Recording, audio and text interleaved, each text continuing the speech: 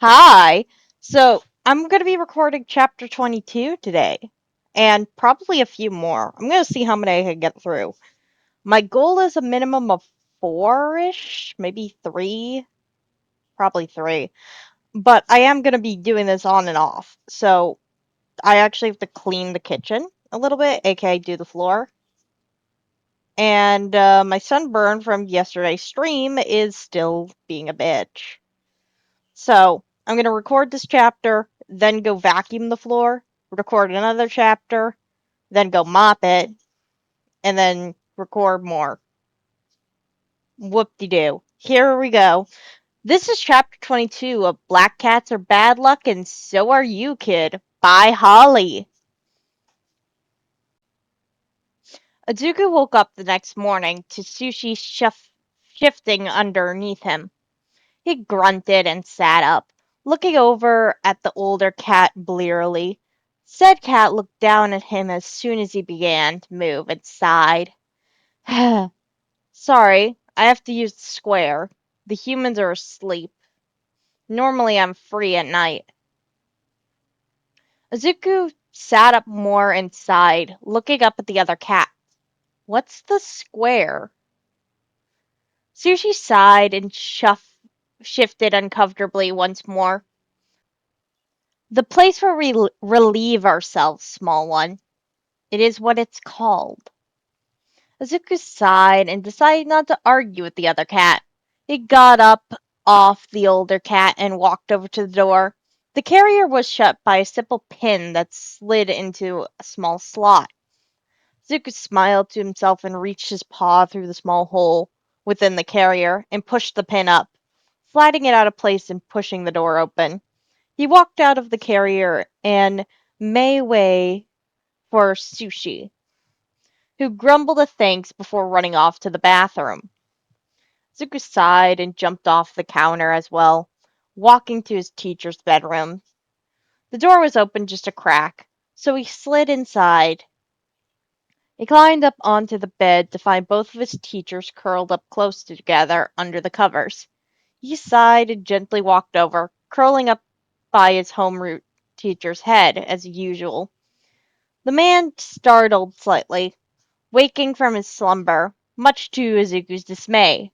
He purred softly, letting the man know he was there. The raven-haired man looked up from where his head lay and over to where Izuku sat. He sighed tiredly at the sight of the small black cat by his head, though laid his head back down with a tired grumble. Izuku curled closer to the man and purred a little softer, and listened as the man's breathing slowed and eventually evened out. He planned to follow the man into slumber, though his English teacher jumped and grunted out suddenly, waking everyone up. When Izuku looked over, Sushi had jumped onto the bed and then onto Mr. Yamada's side. The blonde blinked confusedly a few times and his homeroom teacher sighed before moving the heavy cat off the blonde's side. Sushi settled between the two, and his teacher readjusted under the covers, getting comfortable again. Azuku did the same by his homeroom teacher's head, though he was interrupted from his comfort once more when his English teacher spoke up with a sleepy voice. What? How did they get out? His homeroom teacher huffed amusedly and kissed the man's forehead. He spoke up softly, with the same sleepy tone. I think Midoriya let them out. He would be caterwauling and jumping around us if something else happened. Don't worry about it. Sleep. The blonde sighed at the man's logic and listened to his command, relaxing beside the other again. Azuku purred softly against the raven-haired man's head, letting them know that yes, everything was okay. The man sighed beside him and bumped his body to the side with his head, chuckling softly at the small insulted meow that Izuku released. Meow! Eventually the group went to sleep. Sushi beside two men as they curled up close to each other, and Izuku by his homeroom teacher's head, blanketed in the warm hair of his sensei. Izuku was rudely awoken the next morning by his teacher rolling him off the pillow and onto the mattress. He yowled loudly and landed on his back, looking up at the offender. Said offender was his homeroom teacher, who was looking down at Izuku with a small grin. That's what you get, you little shit. Izuku, Izuku huffed and flicked his tail. He used his back paw to point to where Sushi was sitting on the edge of the bed, cleaning his fur. The man looked over at the cat and then back at Izuku. What about him? Izuku huffed and flicked his tail again. He rolled off his back and jumped off the bed, trotting to the bathroom. Confused yet intrigued, his homeroom teacher followed. Izuku sat by the litter box and pointed to it. His homeroom teacher leaned on the bathroom doorframe and looked down at him. What? The litter box? Izuku nodded and pointed back to the bedroom where Sushi still sat. His homeroom teacher looked back and shrugged, looking down at Izuku again. What? Izuku sighed and grumbled, though his English teacher came to his rescue. Oh, Sushi has a bad bladder. He was letting Sushi out. His homeroom teacher sighed as Izuku meowed an affirmative to his statement. Meow, meow. The raven-haired man leaned down and lifted the small beast, holding him up to eye level with him. Still doesn't mean he should wake us up at ass in the morning by jumping on the bed. His English teacher giggled and Izuku stuck his tongue out, which made the man sigh and blow a huff of air into the smaller's face. Izuku meowed and pawed at the man's face, who chuckled softly. Meow! Meow! Still, don't curse around him either, Sho. The man shrugged and placed Izuku back on the floor, walking over to the other man who was standing in the hall behind them. Why, I've heard worse from that class of his. Zashi chuckled softly to himself, and Izuku shuffled nervously where he stood. The two men walked around, continuing to get ready. Izuku and Sushi sat on the couch, allowing them their privacy. Also, Sushi insisted his fur was in dire need of proper grooming, as it stuck out everywhere. Izuku allowed the larger cat to do as he pleased, as this was better than the other yowling and hissing at him. Also, the tabby cat was kinda right.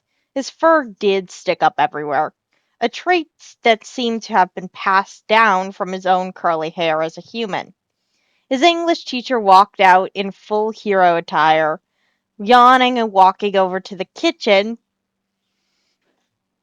where he began to prepare a simple breakfast for him and one for the two cats that were sitting on the couch. Neither Zuko or Sushi moved until the man called for them.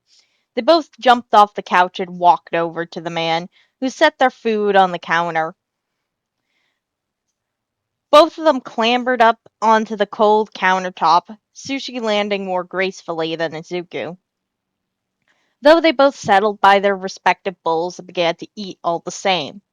His homeroom teacher walked in after a few moments, seeing the scene in front of him. The blonde, who was finishing preparing the food, turned and smiled at the other man, gesturing for him to walk over. The other man complied and walked over to his husband, who smiled and handed him some food that he had been preparing, taking some for himself. They both spoke softly, though Izuku didn't care to listen to what they were saying, too focused on eating the food before him.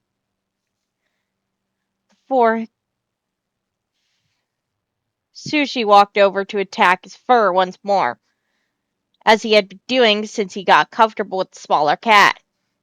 Just as Izuku had predicted, after the fat cat had finished his meal, he waddled over and pinned Zuko down. Zuko meowed indignantly. Meow! Meow! As the larger cat pinned him down and began cleaning him again. Zuko was almost finished with his food, so he quickly scarfed the rest of it down and pushed the small bowl away. After this, he tried to get out of Sushi's hold, though the larger cat growled softly, not in anger, but rather to get the smaller to stop squirming. A scolding.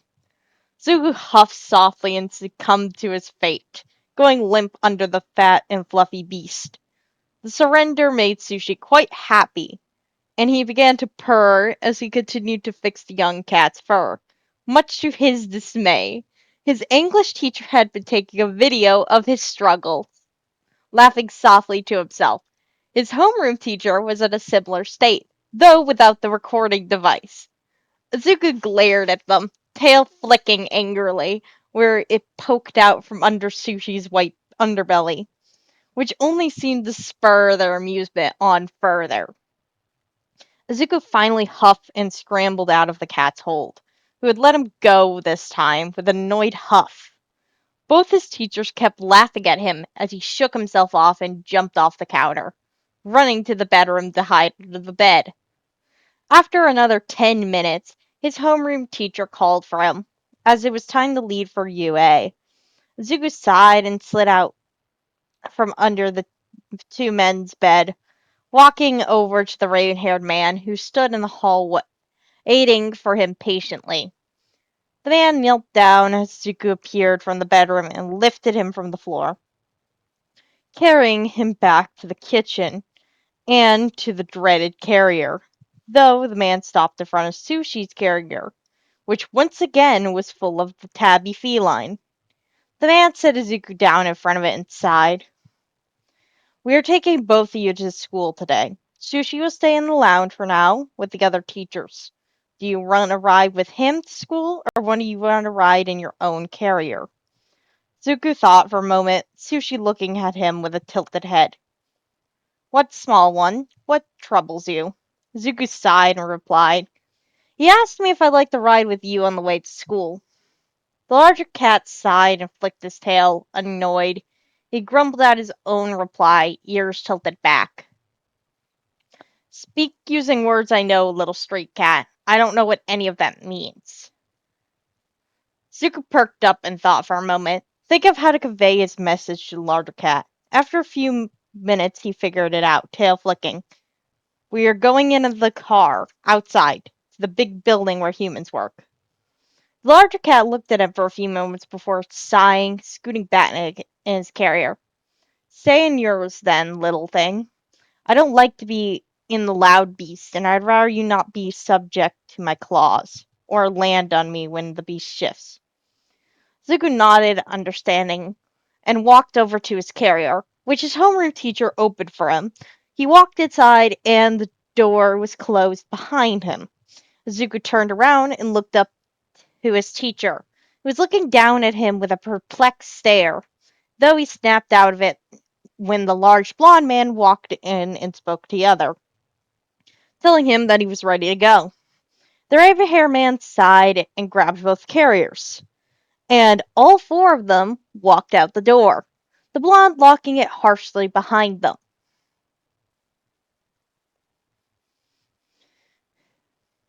Okay, that's the end of this chapter. I'll be honest, halfway through it, I got bored and went and go vacuum the floor of the kitchen. I have to do it sometime today either way, so I was like, oh, fuck it, I'm bored. I'm gonna do it anyway. Now, you probably heard the Discord notification because Leaf decided to not shut the fuck up and at me, okay? Let's just say a blooper happened because of it, and I actually decided to save this blooper. Like, not even, 10 minutes later. Like, not even. Like, maybe, less than 30 seconds later this happened. I'm gonna let the clip play. And after that, it's gonna be just a bye. Just assume it's bye after that. His English teacher giggled, and Izuku stuck his tongue out for